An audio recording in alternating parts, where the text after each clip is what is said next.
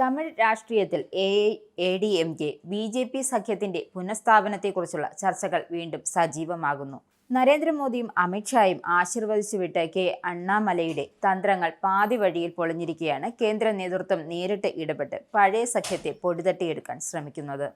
DMK അധ്യക്ഷൻ എടപ്പാടി പളനിസ്വാമി ഡൽഹിയിലെത്തി അമിത്ഷായുമായി മണിക്കൂറുകളോളം ചർച്ച നടത്തിയതായാണ് ദക്ഷിണേന്ത്യയിലെ പ്രധാന ചർച്ച. അടുത്ത വർഷം നിയമസഭാ തെരഞ്ഞെടുപ്പിന് ഒരുങ്ങുന്ന തമിഴ്നാട്ടിൽ കാലേകൂട്ടി തന്ത്രം മെനയുകയാണ് എല്ലാവരും. എല്ലാ വാതിലും അടഞ്ഞതോടെയാണ് BJPയുമായി ചർച്ചയാകാമെന്ന നിലപാടിലേക്ക് പളനിസ്വാമി എത്തിയത്. അണ്ണാമലൈ BJP സംസ്ഥാന അധ്യക്ഷനായതോടെയാണ് DMKയുമായുള്ള സഖ്യം പിരിഞ്ഞത്.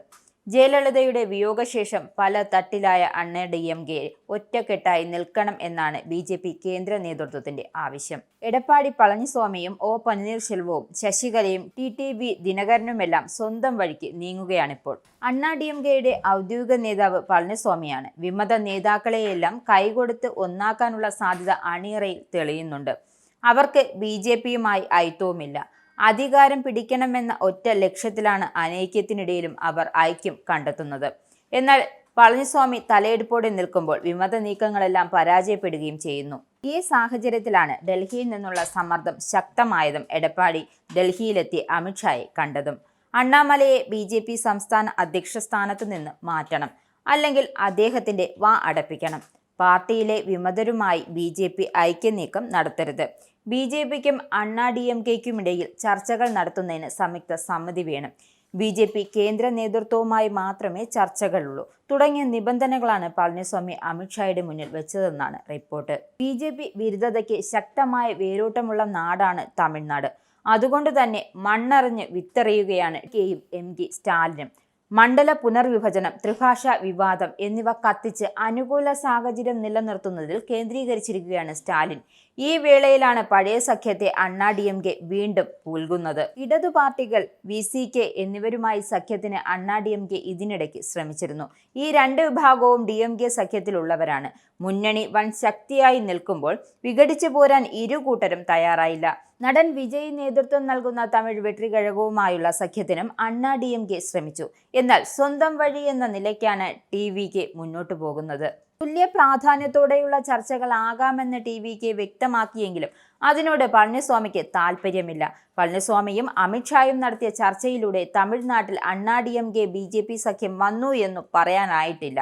ഇനിയും തുടർ ചർച്ചകൾ നടക്കേണ്ടതുണ്ട്.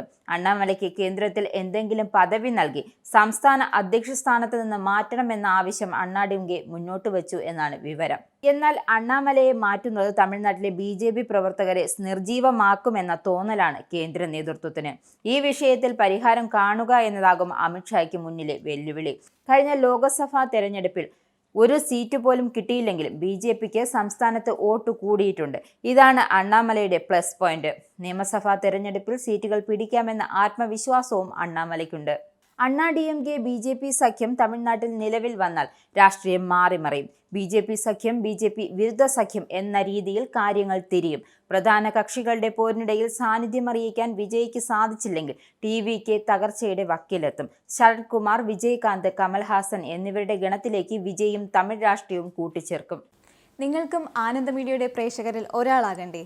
യൂറോപ്പിലും US-ലും ആഫ്രിക്കയിലും അടക്കം പ്രവാസികൾ ഉള്ളയിടങ്ങളിലൊക്കെ ജനപ്രിയ ചാനലുമായി ആനന്ദ് മീഡിയ ഒപ്പമുണ്ട്. ഏഷ്യാനെറ്റ് ഫ്ലവേഴ്സ് അടക്കം നിങ്ങളുടെ വിരൽത്തുമ്പിലെത്തും. ആദ്യം റോക്കു ബോക്സ് സ്വന്തമാക്കുക.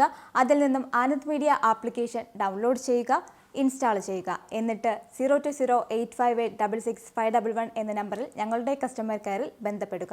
അല്ലെങ്കിൽ +91 735 660 3747 എന്ന നമ്പറിൽ വാട്സപ്പ് ചെയ്യുക. ആനന്ദ് മീഡിയയുടെ സേവനങ്ങൾ സ്വന്തമാക്കുക. മറ്റു ചാനലുകൾക്കൊപ്പം ആനന്ദ് TVയും എൻജോയ് ചെയ്യുക.